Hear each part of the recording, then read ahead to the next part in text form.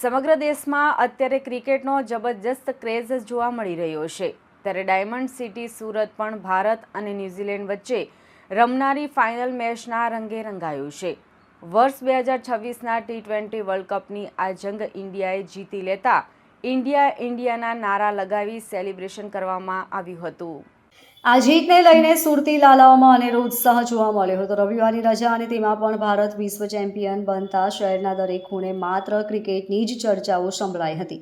સુરતમાં ઠેર ઠેર LED સ્ક્રીનો લગાવીને ભારત અને ન્યૂઝીલેન્ડની ફાઇનલ મેચ જોવાઈ હતી. ફાર્મમાં, સોસાયટીમાં અને રસ્તાઓ પર પણ LED સ્ક્રીનો લગાવી ક્રિકેટના રસિયાઓએ મેચ જોઈ હતી. ખાસ કરીને ભાગળ વિસ્તારમાં મોટી ભીડ એકઠી થઈ ગઈ હતી. ભાગળ વિસ્તારમાં ખૂબ જ મોટી સંખ્યામાં લોકો એકઠા થતા હોવાથી સુરત પોલીસ દ્વારા પણ બંદોબસ્ત ગોઠવી દેવામાં આવ્યો હતો. Mahidharpura police, AN Brahmbhatt, ACP Ahir અને DCP સહિતના ઉચ્ચ અધિકારીઓ પણ ત્યાં ખડેપગે હાજર રહ્યા હતા. સુરતમાં જ્યારે પણ મેચ હોય કે કોઈ પણ સેલિબ્રેશન કરવાનું હોય ત્યારે ભાગળ વિસ્તાર સૌનો હોટ ફેવરિટ છે. ત્યારે ગતરોજ ભારત અને ન્યૂઝીલેન્ડની ફાઇનલ મેચ હોવાને લઈને ચુસ્ત બંદોબસ્ત ગોઠવી દેવામાં આવ્યો હતો. Bureau report LK star news, Surat.